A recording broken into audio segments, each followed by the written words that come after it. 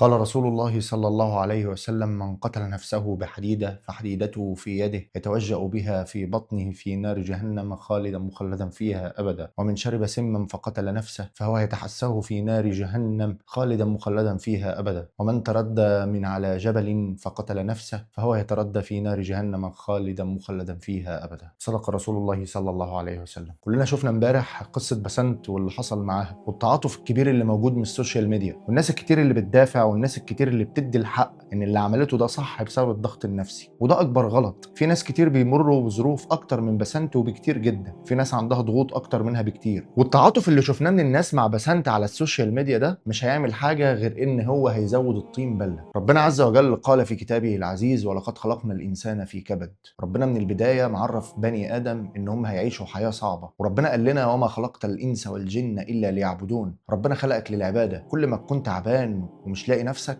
روح لربنا واشتكي له، هو هيبقى اقرب حد ليك من اي بني ادم تاني. ما تستهونوش باللي حصل وبلاش تعاطف في الموقف اللي حصل. مهما تعرضت لظلم ربنا ارحم بيها مننا كلنا، ولكن في ناس كتير مستنيه فرصه عشان تعمل نفس اللي هي عملته، فما تبقوش انتوا الفرصه اللي الناس دي مستنياها. السلام عليكم.